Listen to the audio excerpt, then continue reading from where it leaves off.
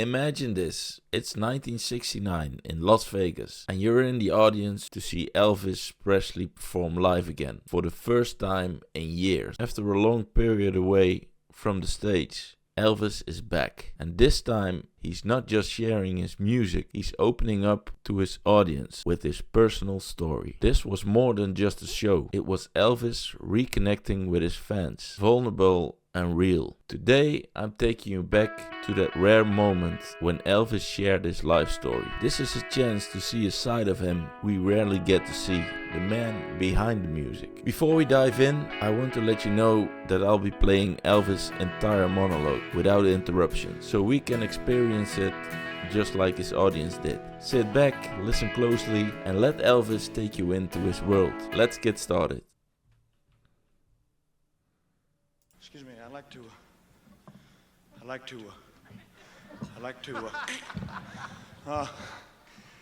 talk to you. There you go. Ugly looking thing. I'd like to talk to you a little bit, ladies and gentlemen, about how I got into this business and when, and a lot of the things that happened from my side of the story. There's a lot's been told from everybody else, but not from my side. So I'd like to clear my throat. Now, I'd like to tell you a little bit about what really happened to me, back when. I started out as a child. No, wrong. No. I started out. Can I borrow your little thing, honey?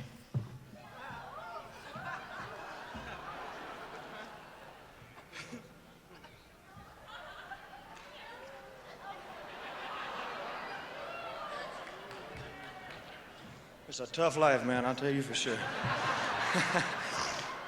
I was driving a truck, and I was studying to be an electrician. And the people I work for are here tonight. And they're really wonderful people. I'd just like you to say hello to Mr. and Miss Tipler, and it's her birthday. Hello. Happy birthday, man. I was driving a truck for those people, and I was hauling electrical equipment, chasing girls in the truck, and staying gone too long. And I got wired the wrong way. That's what happened. So I went into a record company one day on my lunch break to make a record, for my own use. And the guy put the record out about a year and a half later. And overnight in my hometown in Memphis. There they are. My nails are dirty, man. It became pretty big overnight in my hometown. People were saying, "Who is he? What is he? Is he? I'm saying, am I?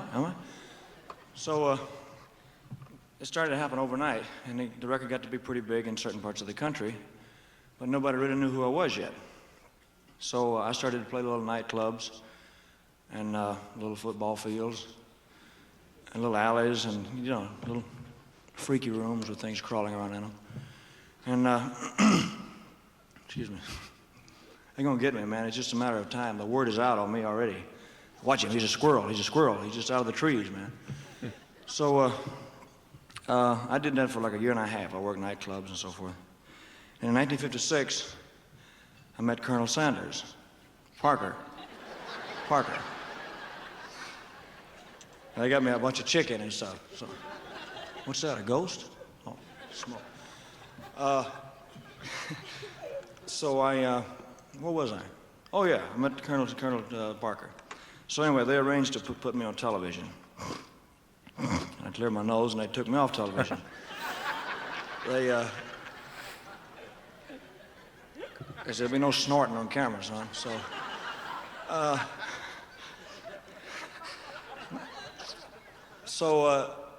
I went on the Jackie Gleason show first, and then I went on, I did 3 of the Jackie Gleason, Tommy Dorsey shows.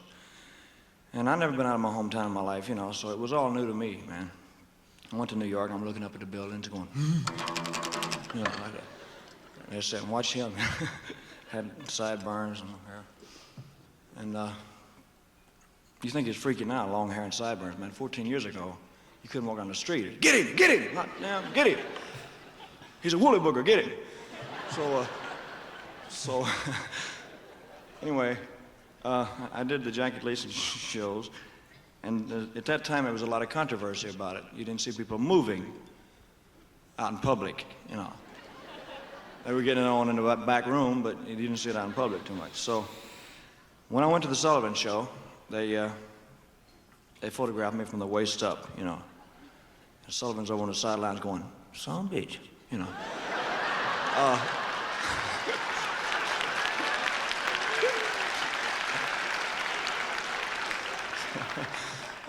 I'm saying, thank you, Ed, thank you. I didn't know what he was calling me at the time, you know.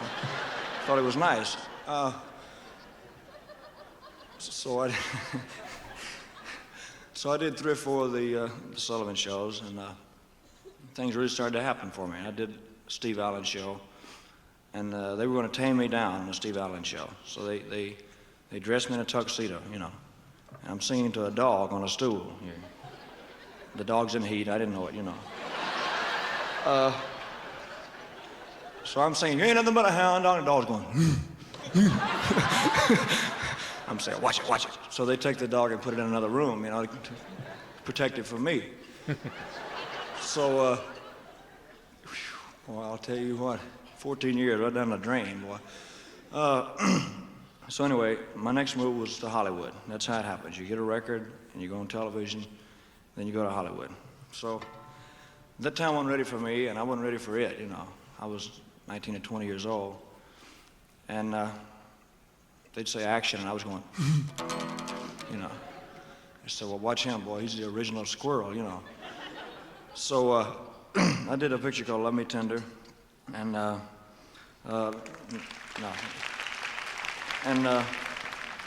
loving you, loving her, loving just whoever I get my hands on at the time, you know.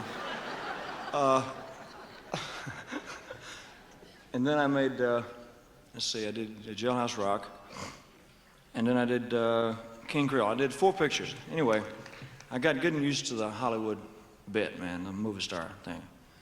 You know, I was sitting in the back of a Cadillac with sunglasses on, my feet up on the seat, said, I'm a movie star, I'm a son of a bitch, hey!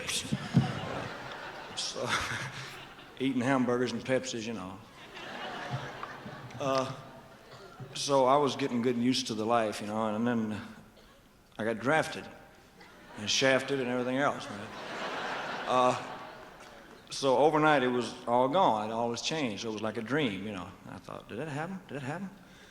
You know, no Cadillacs, no nothing, you know, it was all shot. So I went into the service, and at first the guys just watched me to see what I was going to do, you know. What's he going to do? I didn't have any trouble, except I had a hard time standing at attention. They'd say, attention, hut, and I'm going, you know, trying to play the rifle. I said, well, put him in a garbage can somewhere, man. He's a freak. So anyway, the guys just watched me at first, and when they saw I was doing the same things they were, everybody got friendly, and the guys in the service get awfully lonely. They call each other mother a lot.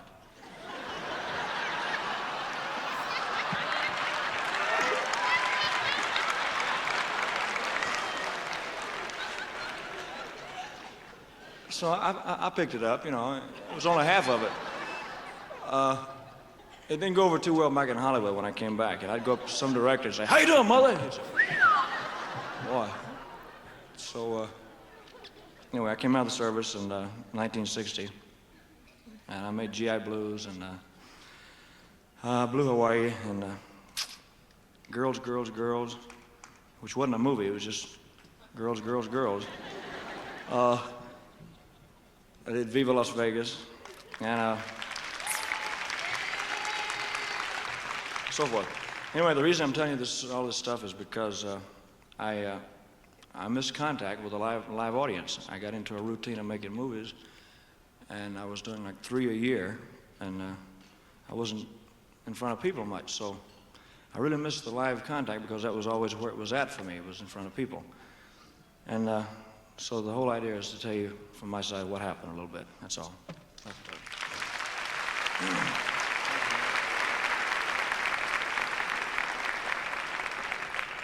I tell you, they told me to clean up the act, man. Wawa, Wawa. 34-year-old man saying Wawa. What do I do next? Oh, yeah. I can't play this, Mother.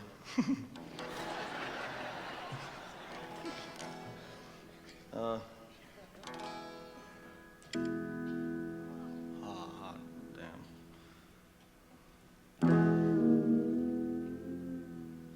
See?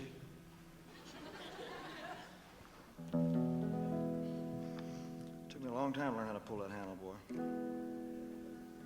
You gotta know how to pull your handle, you know.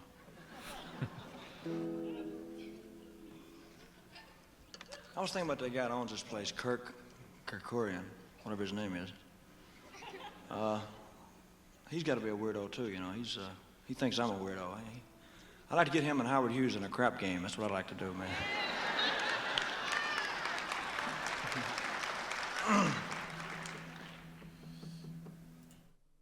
Wow, what a story, right? What we just heard wasn't just a superstar talking. It was Elvis as he truly was. Honest, charming, funny, and fully himself.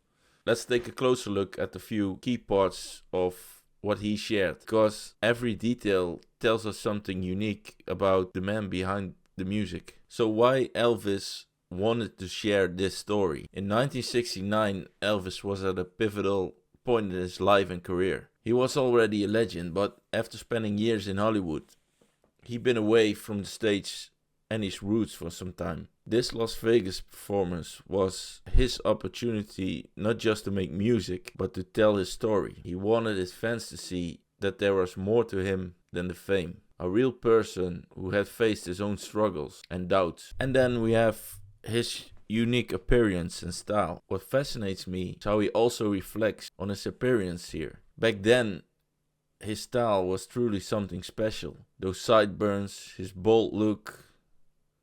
No one else looked like him. Many people thought it was strange or even provocative. But Elvis stayed true to himself. He dared to be different in ways that were unheard of. And that's exactly why he became an icon of style and self-expression. He was truly ahead of his time. Then I want to talk about breaking boundaries of self-expression. What Elvis did in his performances was so much more than just singing and dancing. He showed people that it's okay to be yourself, to show who you really are. In a time when people often held back in public, Elvis broke through those boundaries. He gave his audience permission to feel free, to express themselves, no matter what anyone thought. He inspired people to embrace who they truly were. And then I want to talk about the risks he took, because what he did wasn't without risk. Elvis faced a lot of criticism. Some thought his style and movements were too provocative, even dangerous. This could have cost him his career, but instead of holding back, he chose to stay true to himself. He pushed forward, even when it meant going against the flow. His courage to be himself, even in the face of adversity, is incredibly inspiring. Now, what was Elvis's impact on freedom and self-expression? Ultimately, through his style and his story, Elvis didn't just change his own life. He changed the life of his fans and even generations that came after. His willingness to be himself gave others the courage to walk their own paths. He inspired a movement of freedom and self-expression, something we might take for granted today, but something he had to fight for. Elvis showed us that it's okay to be who you are. And that's what makes his legacy so powerful. The conclusion is, Elvis wasn't just a pioneer in music. He was a pioneer in the idea of personal freedom and authenticity. He showed us that it's possible to stay true to who you are, no matter what the world thinks. By being himself, he gave each of us a little bit of freedom. And maybe that's the greatest gift he left us. Thank you for watching. If you found this as moving as I did, don't forget to like and subscribe for more unforgettable moments in music history. And let me know in the comments, what does Elvis mean to you?